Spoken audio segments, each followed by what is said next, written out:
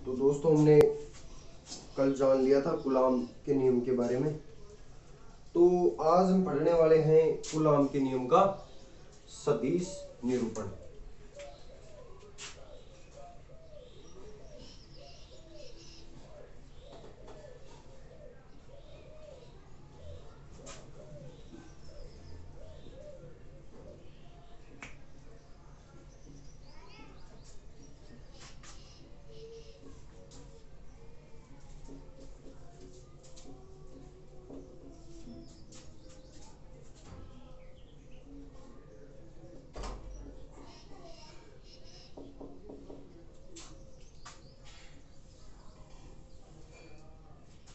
अब इसमें हम देखते हैं कि कल हमने देखा था कि जो कूलाम बल होता है ना, जो कूलाम बल होता है ना,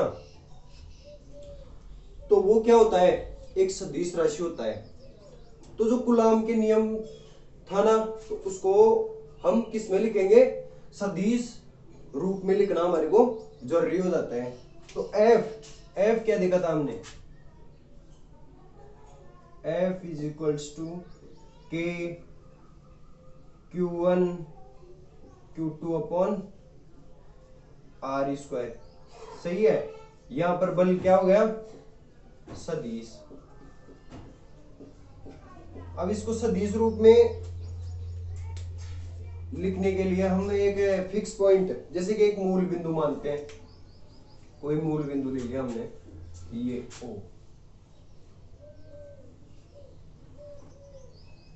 ओ बिंदु है।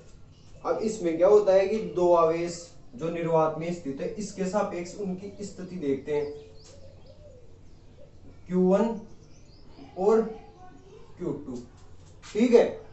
बिंदु O के सापेक्ष Q1 की स्थिति क्या है, ये R1 मानते हैं, और Q2 के सापेक्ष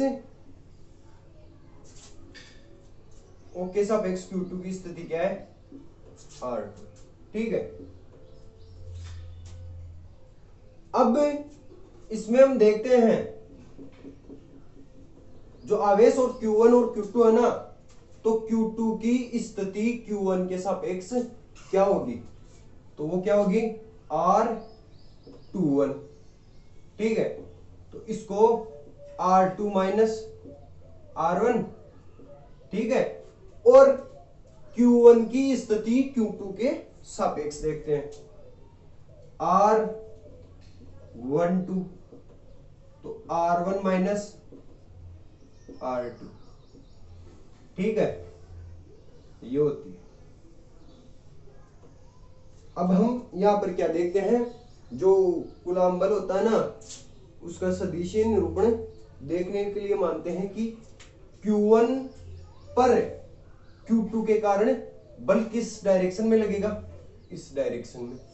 अब Q1 पर Q2 के कारण बल कौन सा होगा, F12, और Q2 पर Q1 के कारण बल कौन सा हो जाएगा,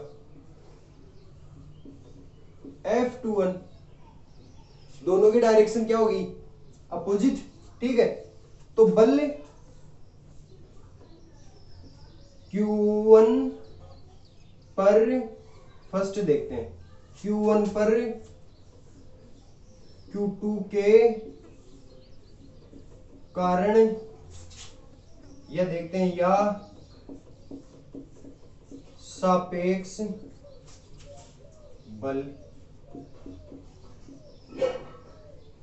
ठीक है। तो F12 क्या हो जाएगा, के आवेश क्या है, Q1 और Q2,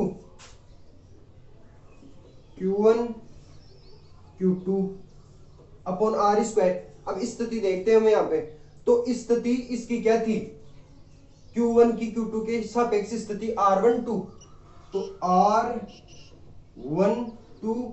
अब जैसे सदिश की क्या लगाते हैं हम, मोड। ठीक है। और इसकी डायरेक्शन कौन सी हो जाएगी, इधर R12 का वेक्टर। ठीक है। नहीं, ये डायरेक्शन है, ये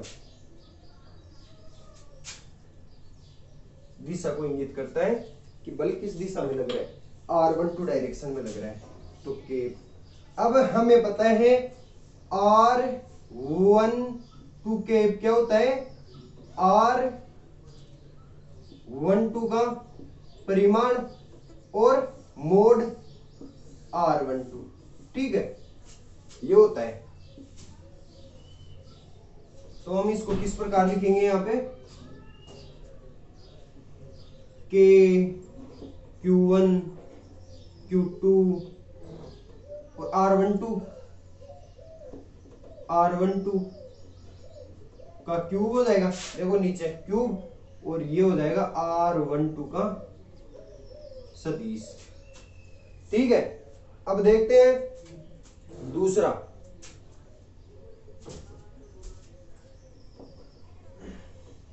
के Q1 Q2, हम इसको इस प्रकार भी लिख सकते हैं R1 माइनस R2, ठीक है, और इसको क्या लिख देंगे, R1 माइनस R2, ये हो गया इसका क्यूब का फैक्टर हो गया। अब देखते हैं दूसरा, Q2 पर Q1 के सापेक्ष या कारण बल, तो वो क्या हो जाएगा, F21, ठीक है। तो F21 क्या हो जाएगा, के Q1 Q2 अपॉन R21 का मोड फैक्टर का होल स्क्वायर, ठीक है, और डायरेक्शन क्या आ जाएगी, R12 की तरफ, ठीक है। अब R12 इस प्रकार इसको भी लिख देते हैं, R21 के Q1 Q2 R2 minus R1, ठीक है, का क्यूब का फैक्टर, ठीक है, और यहां पर क्या आ जाएगा, डायरेक्शन की जगह इसका परिमाण R2 माइनस R1 सदिश, ये होता है इसका, ठीक है। तो फोर्स देगी दोनों, जो F12 बल है और F21 बल है, इनकी डायरेक्शन क्या हो गई, अपोजिट, और इनका परिमाण क्या हो गया, सेम, ठीक है।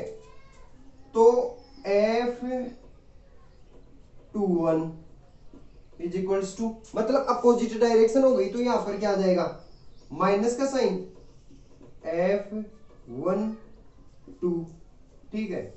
तो इस कंडीशन को सेटिस्फाई करता है।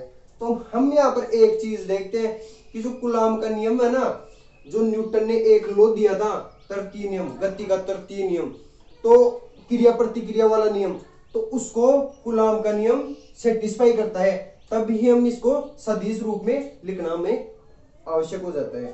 तो यहाँ पर एक कंडीशन तो ये होती है कि Q1 के कारण Q2 पर बल और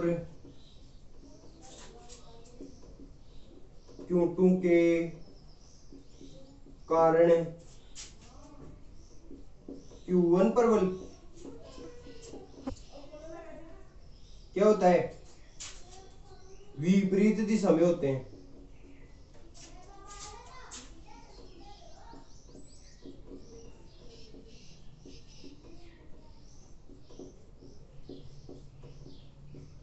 विपरीत दिशा में होते हैं, पर क्या होते हैं, इनका मान क्या होता है, परिमाण सेम, पर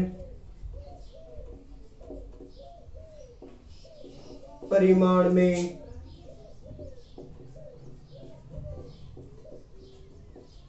बराबर होते हैं। तो क्या जो कूलाम का नियम है किस नियम को फॉलो करता है? जो न्यूटन का तृतीय नियम था ना, उसको फॉलो करता है, क्रिया प्रतिक्रिया नियम को। कि जो F12 बल होता है ना, वो F21 के क्या अपोजिट डायरेक्शन में होता है, लेकिन इन दोनों का परिमाण क्या होता है? इक्वल होता है। ठीक है, तो ये था क्या?